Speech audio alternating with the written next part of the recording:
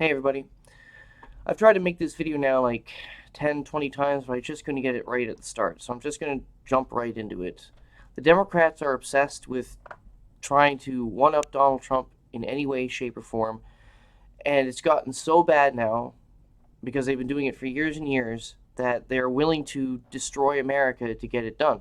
And they're willing now because they've become so callous and so uh, jaded. Like, they're pretty much crybabies. They've gotten to the point they're so desperate they're willing to use the emotional distress, the anxiety, the desperation of the American people to get what they want. I mean, and it sounds that simple because it is. In the past 48 hours, well, more than that, 72 hours over the weekend, and then sadly, like without any headway yesterday, the Republicans were trying to get this $2 trillion stimulus bill passed to get most Americans, the most amount of Americans, the most amount of help they can, quickest as possible. Yes, is the bill perfect? No. Are there loopholes in it? Yes. But these are things that can be addressed at a later date, or by a follow-up bill that can be introduced very quickly and that can patch in any holes. The problem here is that the Democrats are trying to play politics one more time. But usually they can get away with it because everybody's trying to play politics. The centrists got their thing going, the Republicans got their thing going, and you got your progressives and all those good things. They all have their own politic games. But what they didn't take into account is that people are now focused on this pandemic, and people have no room. They have no tolerance right now for political games. So the Democrats gambled over the weekend, and they lost. They lost in the court of public opinion because this is how I know Democrats hate America, and they go against every deep faceted value that Americans hold dear, including honesty, integrity, all these good things that make Americans Americans. They decided to do a power play, a political power play, because in their blind desperation, and in their blind fever, I should say, pardon the pun, to go after Donald Trump and to stop him from being reelected in November. They lost sight. They lost sight of themselves and thought that the American people will continue on the Orange Man bad narrative. No, people for the most part have snapped out of that because they're not paying attention to the bickering and all this bipartisanship anymore in Washington. They're focused on the fact that their neighbor could get sick, their coworker could get sick, their family members, especially the elderly, or themselves could get sick with something that at this rate is causing, in the most worst cases, having to have a tube shoved down your throat so you can keep breathing and to stay alive. This is serious. Democrats thought that they could play politics and literally slap down the Green New Deal and then put a couple pages of pandemic relief and think that they could get away with it. It shows they have no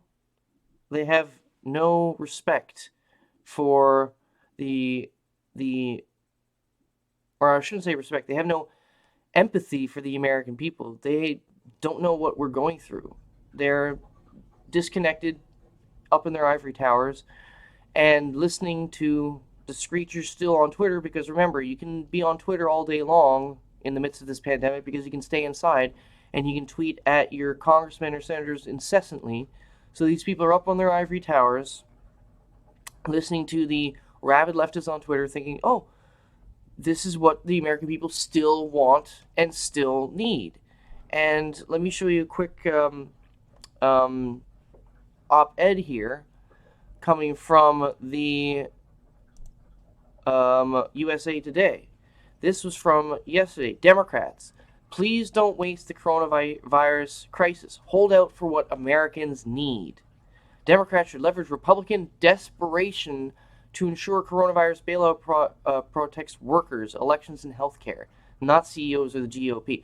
That sounds all like awesome, right? Like the Republicans are trying to put in slush funds and stuff. No, these are just loopholes that can be taken care of later.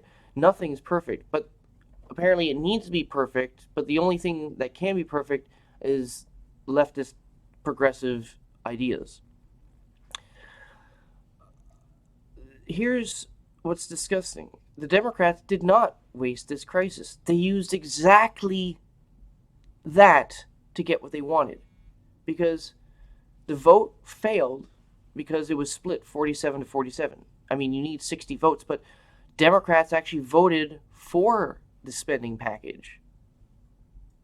So that means there's bipartisanship for this package. The only reason why it didn't make it is because 5 GOP senators were out because they were doing their due diligence, trying to protect themselves and others around them. One who tested positive for the virus. They were out, so they couldn't vote. So Nancy Pelosi, who isn't a part of the Senate, she's the Speaker of the House. As in, there's the U.S. Capitol, and then on two sides there's the Senate and the House. She waddles her ass across from the Senate, or across from the House to the Senate, where she doesn't belong, sticks her nose in there, and tells Chuck Schumer, "Hey, don't you see? The Republicans don't have the votes. We actually technically have enough people to completely block this and make it look like it's a stalled process, and we can blame what's in the bill. Do that, and then we can have our own bill. And because of the pressure that we'll put on the GOP, they'll get it done for us because it's a crisis." So that's how slimy and manipulative that is. And yes, I know that's me speculating, paraphrasing what the conversation was. But here are the events. There's bipartisan support for this bill on Saturday. They had 51 votes for it, so it could be passed. Nancy Pelosi shows up on Sunday, flies in from California on recess, not helping with this, not trying to add or not trying to contribute in any way.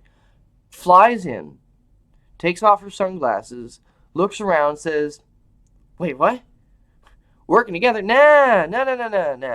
No. Stop this, Schumer." And then all of a sudden, it goes from 51% bipartisan support to completely partisan line vote, almost a partisan line vote, to where like pretty much all the Democrats voted no.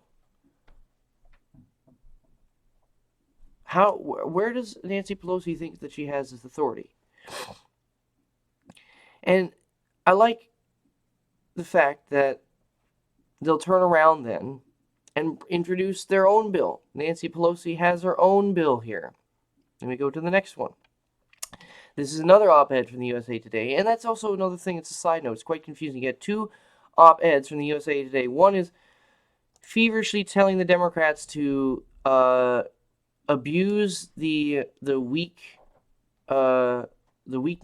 of the state of the economy and abuse the what's the word? Abuse the desperation and all the fear that Americans have trying to get something under the radar pushed through. That is backhanded, that is dirty, that's disgusting. That's not the American way. If you want to get something done and you're trying to convince people to get it done, you're up front with your ideas. You tell them, "Hey, this is how I'd like to get things done. This is how it needs, like, in order to facilitate that, this is what needs to be done as well. Hope you're on board." People would be like, "No, that's a shitty plan. We're not going to do it." And you're supposed to be, as a ethical person, as a moral person, all right, that's okay. You disagree with me, fine. Let's figure out something else. But no, that's not how Democrats operate. And that is why it should be clear as day for everybody to see that these people are fundamentally non-Americans. Yes, they have passports, they have American citizenship, but they don't believe in this country. They don't believe for what this country, for what it stands for. They want open borders. They want free this, free that. They want racial and diversity quotas. How is any of this American? And here's the second one. Democrats try to hijack coronavirus stimulus. Oh, now it's video's going to have a little CDC thing now because I said coronavirus, but whatever.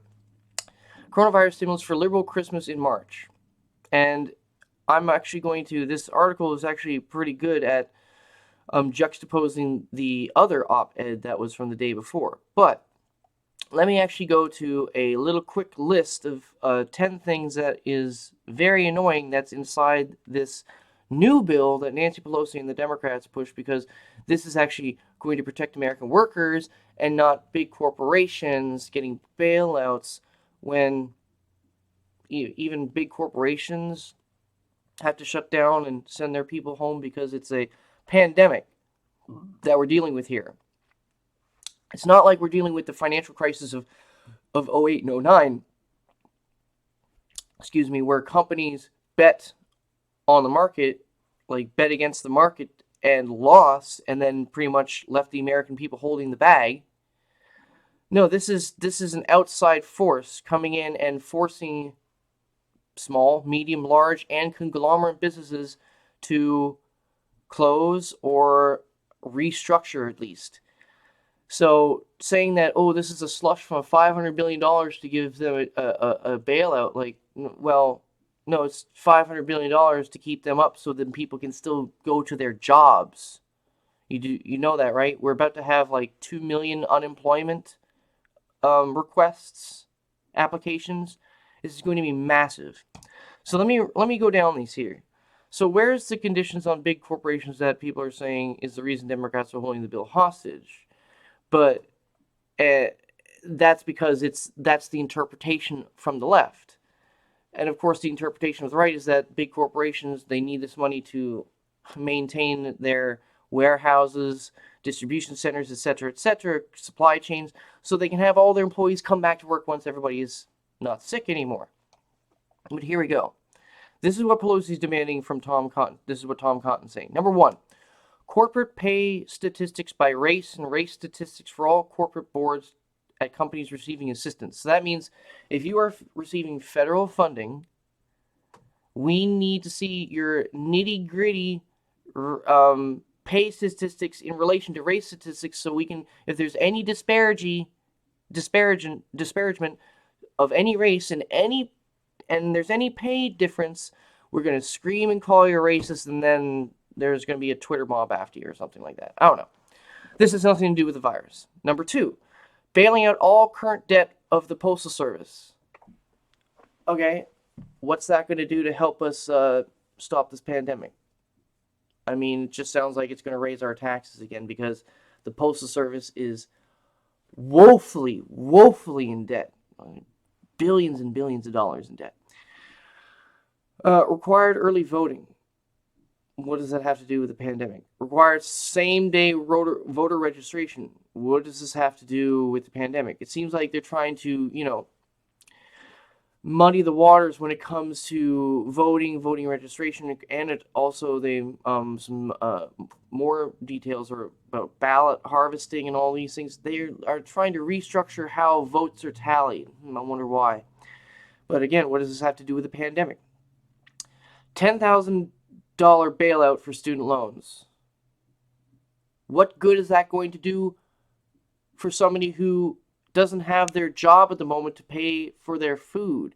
Hey, here's $10,000 that you can't use on anything else, but you can pay down some of your student loans.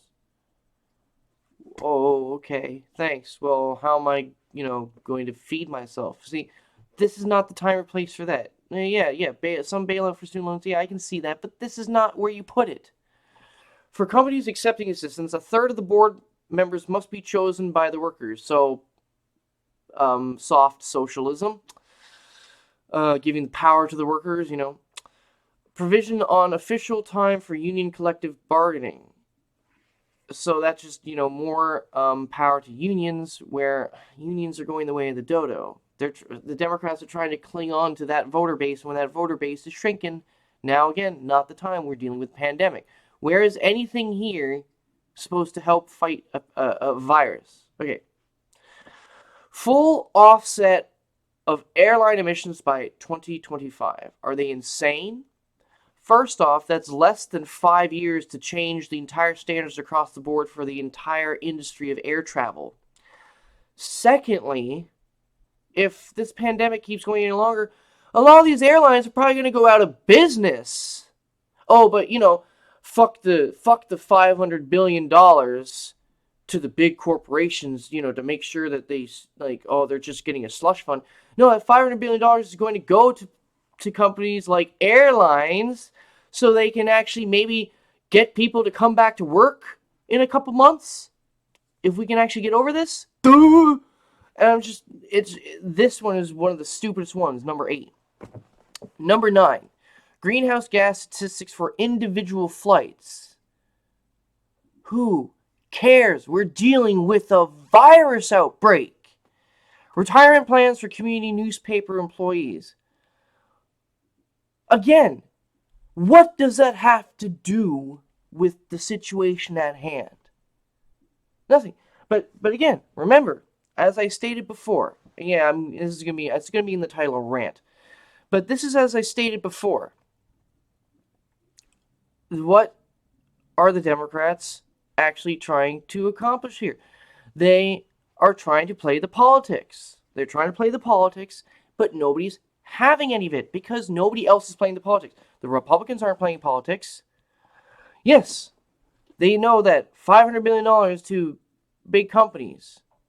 If it was not during a pandemic, yeah, that would be pretty shady, because why would they need that? Because they're already doing pretty good. They're making profits. Right now, nobody's making any kind of profits whatsoever. Yeah, okay, tacitly, yes. Some industry has to stay open. Some are halfway closed. Some are completely shuttered. So yes, some people are still making profits. But for the vast majority of Americans, that is being curtailed massively. So to tell me that, oh, this is just a slush fund, no, I mean, they won't have time to slush it around. They have to pay their bills too. The corporations, that's not wiggle room. That's not wiggle room money for the CEOs. That's operational money to keep things open. That's what they don't understand. This is the disconnect. This is why they think they can play politics, because they think people don't understand what they're doing. They think they can just keep churning it out and think that everybody's going to be, oh, yes, sir, this sounds good. No, sorry. People have shifted gears, and they're trying to focus on themselves, their family, their community around them, and trying to maintain a sense of security and maintain a cohesive structure, so when we're all over this, when we're on the other side of this, we can hopefully get eased back into what the norm was, because this is the new norm for a while. Businesses shuttered, people on unemployment, nobody going out, nobody doing anything, because it is a pandemic, a viral outbreak, something that on this scale hasn't happened in 100 years. So you have to take that into account. But the Democrats didn't. They think they could. The narrative of Orange Man bad is strong enough to get everybody to say, like, oh yes, Trump's and Republicans aren't doing anything. The Democrats know what they're doing. Let's vote for their things. No, I'm sorry, but the narrative is worn out. You've cried wolf too many times. Donald Trump is, too many times have you called him a racist, bigot, sexist, whatever, under the sun. I don't care anymore. Nobody cares anymore. All they want to know is whether or not they're going to be able to pay their bills and get maybe a $1,200 check. But everybody now knows the reason why they're not going to get it is because of the Democrats stalling everything. And it's on All the media, left, right, center, everywhere. That's why you know the Democrats have taken a big bite of the shit sandwich, and instead of spitting it out, they doubled down and stalled twice and swallowed that giant bite. So they think somehow they can regain the narrative by saying we are looking out for the workers, when they're not looking out for the workers. None of these things have, or this, and I'm sure there's more in there, but from what I see here, there's nothing here that's going to secure jobs for the American workers. And I heard that they wanted to give them also solar and wind subsidies and tax breaks for those companies. Well, what difference is that going to make if the companies aren't open to manufacture anything? So that's it's pretty sad. So I mean, the hashtags Democrats are destroying America or Nancy Pelosi hates Americans, they were trending yesterday all day. 3 or 4 different hashtags all day yesterday. Now, if I go to Explore, I get nothing. I get Tokyo Olympics, Kennedy Center, Kiersey, fish tank cleaner. Oh yeah, apparently those 2 people who claim that, oh, we took the drug that Donald Trump said is going to be a cure, and the one guy died and the other one is in the ICU. They drank the fish tank cleaner version of the damn thing. Donald Trump was talking about hydroxychloroquine. These people took chloroquine sulfate, which is a parasite killer for fish tanks and helps keep fish healthy. So those 2 dumbasses like poison themselves and then say, oh, don't listen to Donald Trump or their people. They don't know what the fuck they're doing. And this is what you get from the media. The media will regurgitate that, a lot of it. The mainstream media is just fake news in the tank for anything that's against Trump. And that is why the Democrats hate America, and that is why the media is the enemy of the people. Because they are coordinating, amplifying, and facilitating the bullshit narrative that you're getting from the Democrats. And with that, I'm going to end it right there. This has been the Swamp Cleaner. Hope you guys stay safe. Hope you guys stay healthy. And I'll see you guys later. Bye-bye.